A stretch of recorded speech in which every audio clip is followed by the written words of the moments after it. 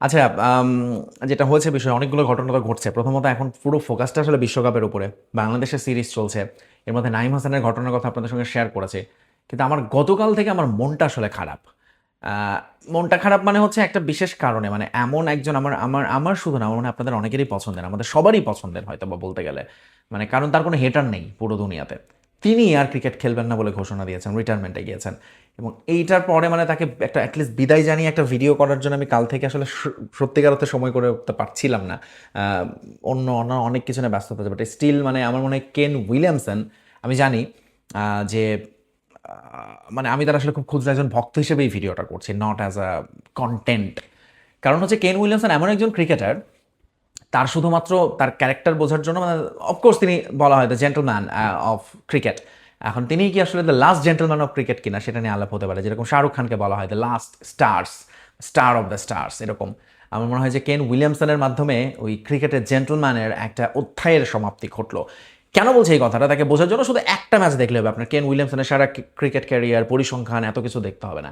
2019 world cup final in Lord's, পৃথিবীর ইতিহাসে, cricket ইতিহাসে সবচেয়ে ঘটনাবহুল ফাইনাল, সবচেয়ে মনে রাখার মতো ম্যাচ আমাদের। এবং সেই ম্যাচে এত এত ইভেন্ট ঘটেছে, এত এত ব্লান্ডার করেছে আম্পায়াররা, এবং সব কিছু মিলে এত উত্তেজনা, টান টান উত্তেজনার ম্যাচেও যে লোক এরকম মাথা ঠান্ডা রাখতে পারে, যে লোক কোনো রকম হতাশা ছাড়া ম্যাচ শেষে বের হতে পারে, যে লোক মুখে স্টিল এক্সপ্রেশনে ওটা ফুটে না ওটা, সামান্যতম কপালটাও কুচকান না, বিরক্তি দেখান না, তাকে আপনি জেন্টলম্যান ছাড়া কী বলবেন?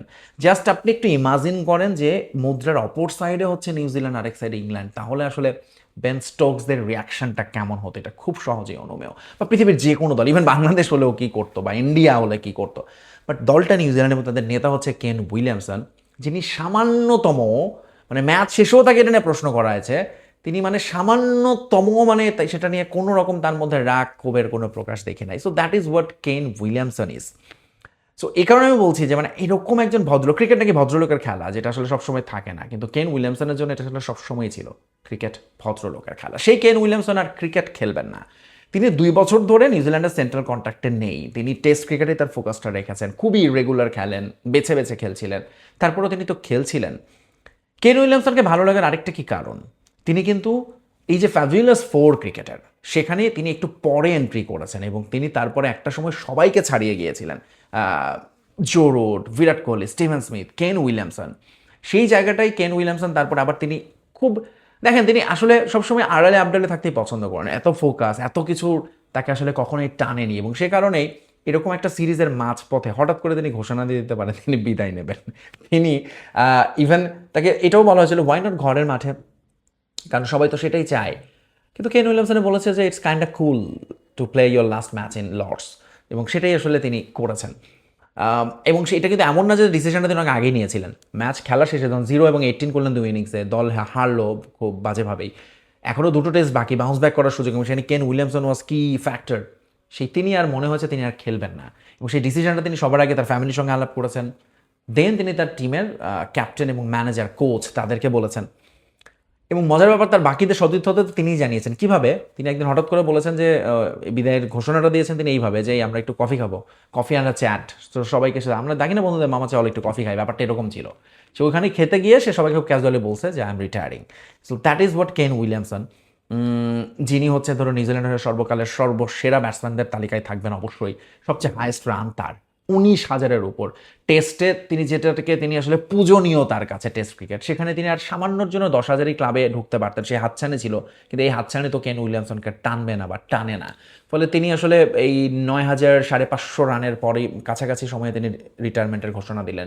তার সেঞ্চুরি আছে যেটা 33টা সেঞ্চুরি, নিউজিল্যান্ডের সর্বোচ্চ সর্বোচ্চ সেঞ্চুরির তালিকায় তার পরে হচ্ছে রস টেলর 19টা সেঞ্চুরি। মানে তিনি আসলে এতটাই লেজেন্ডারি ব্যাটসম্যান হিসেবে স্বীকৃতি হয়ে থাকবে নিউজিল্যান্ড ক্রিকেটে। এছাড়া তিনি কিন্তু খুব দারুণভাবে অ্যাডাপ্ট করেছিলেন টি-20 ক্রিকেটেও, সেখানেও তিনি second highest run scorer for New Zealand. One ডেতেও তার অনেক অনেক রান, এবং সবগুলোর এভারেজ যদি আপনি দেখেন ট্রেমেন্ডাস। 54 তো তার টেস্টে ব্যাটিং এভারেজ, কিন্তু তার হোমে যে এভারেজ 65, এই এভারেজটা আসেই ক্রিকেটে হোমে আর দুজন ক্রিকেটারের ক্রিকেট ইতিহাসে, গ্যারি সোবার্স, ডন ব্র্যাডম্যান। তাদের এভারেজটা হচ্ছে উইলিয়ামসনের চেয়ে সামান্য বেশি। গ্যারি সোবার্সের 66, ব্র্যাডম্যানেরটা তো অস্বাভাবিক, ইনসেন, ওটা বলারও দরকার নাই। সো এই হচ্ছে কেন উইলিয়ামসন। তার 33টা সেঞ্চুরির কথা বললাম, এর মধ্যে 5টা সেঞ্চুরি এসেছে সেকেন্ড ইনিংসে। এবং এই 5টার মধ্যে 4টা সেঞ্চুরি এসেছে হায়েস্ট সাকসেসফুল চেজে। সো ইম্প্যাক্ট হিসেবেও যদি চিন্তা করেন, কেন উইলিয়ামসনের মতো ইম্প্যাক্টফুল ক্রিকেটার নিউজিল্যান্ডে আবার কবে আসবে, সেটার জন্য নিশ্চয়ই তাদের অপেক্ষা করতে হবে, কারণ এর once in a generation type of cricketer Ken Williamson. Again আমার মনটা খারাপ তিনি চলে যাচ্ছেন, তাকে আর অ্যাটলিস্ট আমি তাকে সাদা পোশাকে দেখতাম, তার জন্য হলেও নিউজিল্যান্ডের টেস্ট ক্রিকেট আগ্রহ নিয়ে দেখতে বসতাম, সেটা আর হচ্ছে না। কেন উইলিয়ামসন এখন কী করবেন তিনি এখনও ঠিক করেননি, তবে প্রবাবলি তিনি কোচিং রোলেই যাবেন, কারণ এর মধ্যে আমরা দেখেছি আইপিএলে তিনি লখনৌ সুপার জায়ান্টসের সঙ্গে ছিলেন অ্যাজ আ অ্যাডভাইজার, সেরকম একটা দায়িত্বে ছিলেন। সো প্রবাবলি হয়তো সেই দায়িত্বেই তিনি যাবেন, কিন্তু কেন উইলিয়ামসনকে আমরা ভীষণভাবে মিস করব। ক্রিকেটের জেন্টলম্যানের গেমের সবচেয়ে বড় জেন্টলম্যান ক্রিকেট থেকে বিদায় নিলেন। সো কেন উইলিয়ামসন ভালো থাকুক, যেখানেই থাকুক, তিনি যা করতে চান তার মতো করে করুন, এবং তার কাছ থেকে আমরা যেন প্রতিনিয়ত শিখি, আমাদের ক্রিকেটাররা অবশ্যই অনেক অনেক অনেক কিছু শেখার আছে। তো কেন উইলিয়ামসনের জন্য শুভকামনা। আর এই তো আমার মনে হয় যে ক্রিকেটের জেন্টলম্যানশিপের একটা শূন্যতা তৈরি হলো কেন উইলিয়ামসনের বিদায়ে। আপনার কাছে আপনি কেন উইলিয়ামসনকে কতটা মিস করবেন এবং আপনার কাছে কেন উইলিয়ামসনের বেস্ট থিং কোনটা, কমেন্টস করে জানিয়ে যাবেন। Bye bye.